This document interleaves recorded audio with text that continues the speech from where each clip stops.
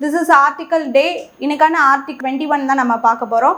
So article 21 என்ன சொல்லுது அப்படின்னா வந்து fundamental rights கீழ வருது, right to life and personal liberty அப்படிங்கறத வந்து இந்த ஆர்டிகல் சொல்லுது அப்படின்னு சொல்லிட்டு பார்க்குறோம்.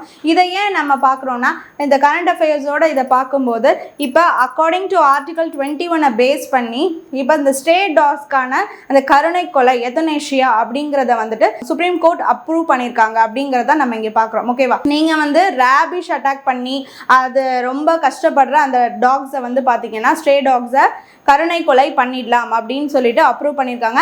இருந்தாலும் அதை ஒரு ரூல்ஸ் கேட்டகரி படி தான் வந்துட்டு அந்த கருணை கொலையும் நம்ம பண்ணணும் அப்படின்னு சொல்லிட்டு prevention of cruelty to animals 1960 படியும் அனிமல்ஸ் பர்த் கண்ட்ரோல் ரூல்ஸ் 2023 படியும் பார்த்தீங்கன்னா இது இந்த ரூல்ஸ் எல்லாம் ஃபாலோ பண்ணி நீங்கள் அந்த எத்தனேஷியா கருணை கொலையை நீங்கள் பாசிவ் எத்தனேஷியாவாக நீங்கள் பண்ணலாம் அப்படின்னு சொல்லிட்டு அதுக்கான அப்ரூவலை வந்து சுப்ரீம் கோர்ட் இப்போ கொடுத்துருக்காங்க.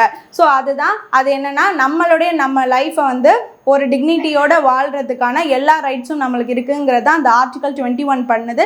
அதுபடி நம்மளுக்கான அந்த ஃப்ரீடம், இப்போ ஒரு நார்மல் டாகை விட இப்போ ஒரு ரேபிஷ் அட்டாக் ஆயிருந்துச்சுன்னா அந்த டாகுக்கும் அது ஒரு டிசீஸ் வந்து அதுக்கும் ப்ராப்ளம் தான், அதனால வந்து பொதுமக்களுக்கும் ப்ராப்ளம் தான். ஸோ இந்த கேஸ் அந்த மாதிரி இருக்கிறப்ப அதை கண்டிப்பாக வந்துட்டு ஒரு எத்தனேஷியா பண்ணுறது மூலயமா வந்து இந்த ரைட்ஸுக்கு ஒரு புத்துணர்ச்சி கொடுத்த மாதிரியும் இருக்கும் அண்ட் ஆல்சோ பப்ளிக்கும் வந்துட்டு ஒரு வெல்ஃபேராக இருக்கும்னு சொல்லிட்டு தான் இப்போ அப்ரூவ் பண்ணியிருக்காங்கன்னு சொல்லிட்டு பார்க்குறோம். ஸோ வந்து அதுதான் ஆர்டிகல் 21.